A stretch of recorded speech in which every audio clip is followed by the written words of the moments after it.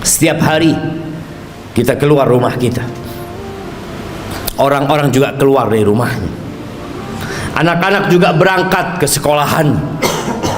Besok mereka akan melakukan itu lagi. Terus rutinitas yang dikerjakan oleh manusia. Ada yang ke pasar, ada yang ke kantor, ada yang ke pabrik, ada yang di jalanan. Semuanya mencari apa? Mencari uang, mencari harta.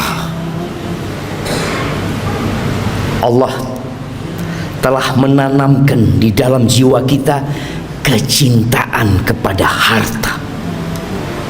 Zuyyina linnas hubbus syahawat minan nisa wal banin wal qanatiril muqantarati minadh dhahabi wal fiddah wal khaylil musawwamati wal an'ami wal harth dzalika mata'ul hayatid dunya wallahu 'indahu husnul ma'ab.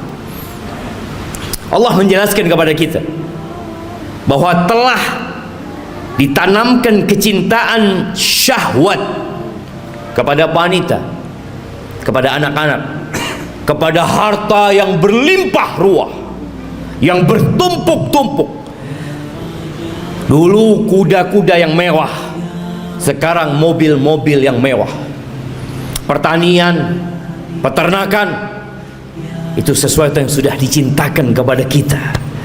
Itu kesenangan kehidupan dunia. Tapi di sisi Allah ada tempat kembali yang baik. Lihatlah orang terkaya di dunia ini, kemana dia bawa hartanya? Dia tinggal selama-lamanya di muka bumi ini. Di negeri ini kita sering membaca 10 orang terkaya, 1 fulan, 2, 3, 4, 5, 6, 7, 8, 9, 10, semua hartanya ditinggal. Hati-hati dengan dunia ini. Jangan sampai kita tertipu. Silahkan bekerja, silahkan cari harta, tapi ambisi kita bukan dunia. Karena kita gak lama tinggal di dunia, jemaah. Sungguh sangat bodoh manusia yang menimbun hartanya di sebuah tempat. Dia taruh di brankas, tiap hari dia kumpulkan di sana. Kemudian setelah itu dia tinggal selama-lamanya. Kemana akalmu? Bukankah engkau capek menumpuk harta itu? Bukankah engkau sekolah tahunan untuk mendapatkan harta itu? Dan engkau udah dapat. Kenapa engkau gak bawa? Kenapa kau tinggalkan selama-lamanya, kau tinggalkan di muka bumi? Dan kebanyakan kita seperti itu. Hanya bekerja dan terus bekerja, kemudian pergi meninggalkan dunia. Ahibati fillah, sebagian kita sudah hidup menderita jiwanya. Maka disebutkan oleh WHO sudah ada 1 miliar manusia yang sakit jiwa, sakit mental. Kata Nabi SAW mengingatkan para sahabatnya, kaifa antum idza futiyat alaikum faris wa rum ayu qaumin antum? Kira-kira bagaimana kondisi kalian?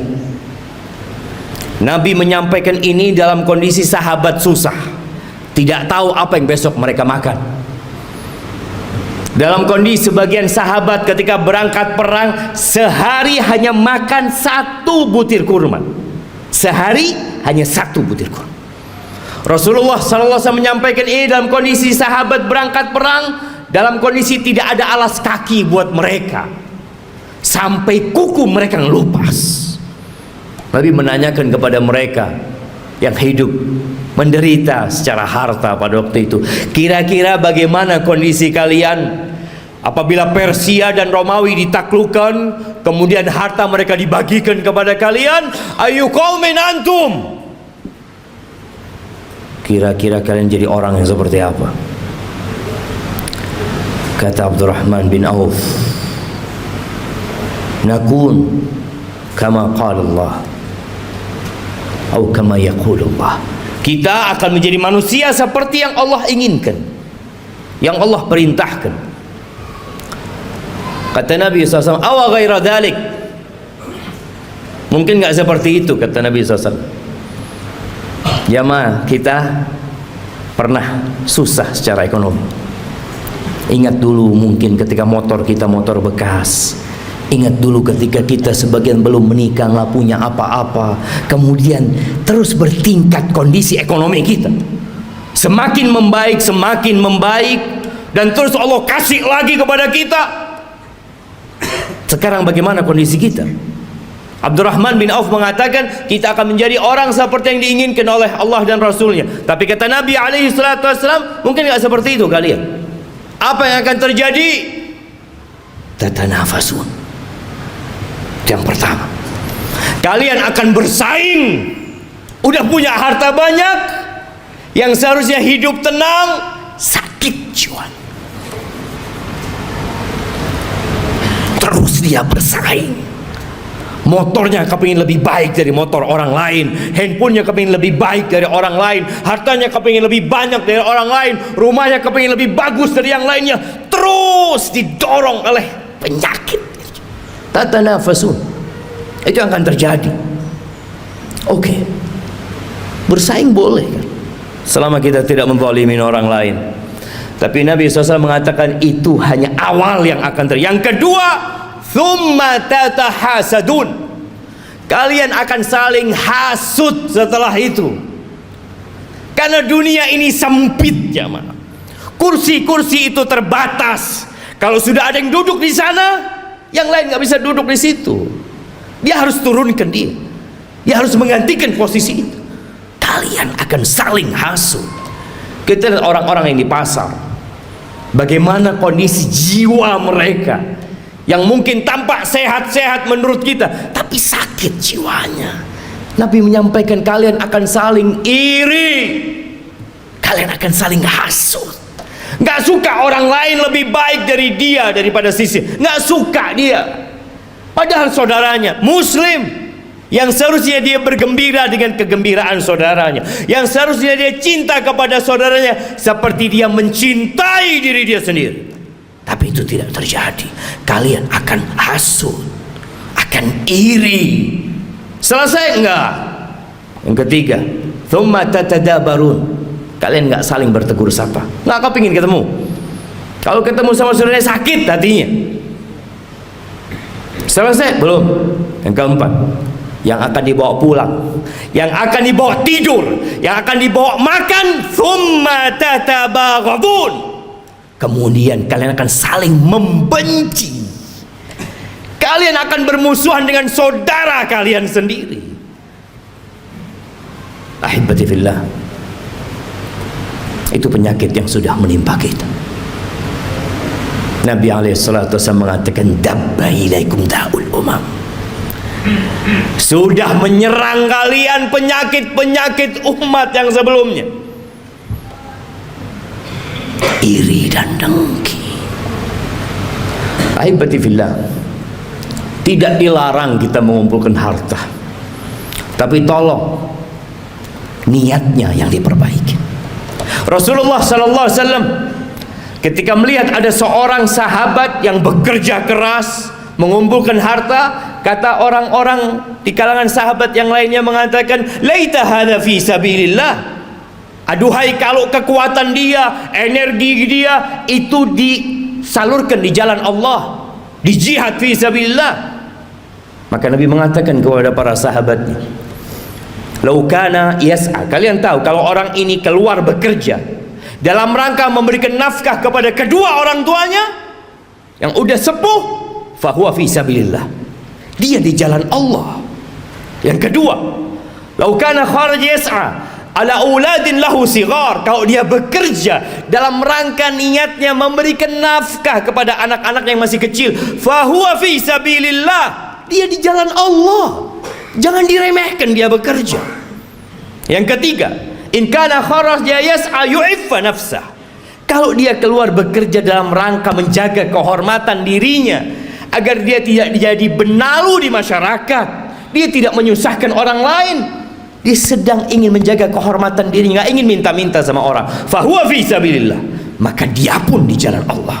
Tapi yang keempat, in kana kharaja riya'an wa mufakharatan. Tapi kalau dia kerja dalam rangka riya, pamer, dalam rangka berbangga-banggaan dengan harta dia, fahuwa fi sabilis syaitan, maka dia di jalan syaitan. Jangan sampai tiap hari kita keluar rumah kita sedang berada di jalannya syaitan. Bekerja hanya untuk berbangga-banggaan, hanya untuk pamer kepada orang lain.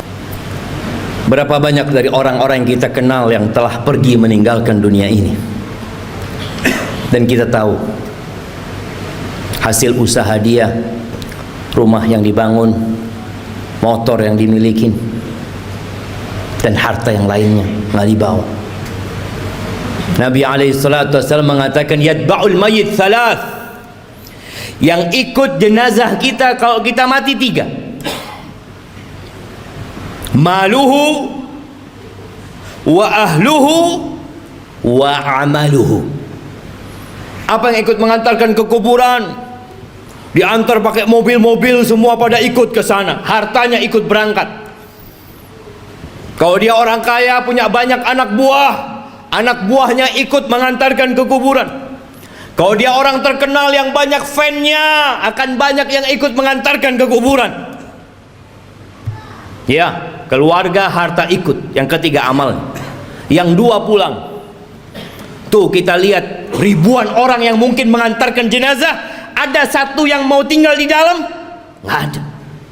Anaknya mungkin, orang tuanya mungkin, kawan dekatnya nggak ada, anak buahnya yang dia kasih bayaran, yang terus dibayar, mau menemani majikannya di dalam kuburan, nggak ada. Siapa yang menemani? Amaluhu, bas amalnya. Maka segera beramal. Badiru bil amal. Kata Nabi SAW, segera kalian beramal, segera. Fitanan kaqita'il lailil muzlim, sebelum datang fitnah-fitnah, ujian-ujian, kekacauan-kekacauan yang seperti potongan malam yang gelap gulita. Apa yang terjadi ketika datang fitnah itu jemaah? Kalau kita menunda-nunda beramal, menunda-nunda hijrah kita, menunda-nunda untuk berubah jadi orang baik, yusbihur rajulu mu'minan wa yumsi kafiran. Paginya masih beriman, paginya masih beriman, sorenya sudah kafir. Wa yumsi mu'minan wa yusbihu kafiran. Sorenya masih beriman, datang kajian mungkin dia, masih sholat asar, subuhnya sudah kafir. Kenapa itu terjadi? Yabi'u dinahu bi'aradin minad dunya. Dia jual agamanya, dia jual, dia barter dengan sedikit kenikmatan dunia.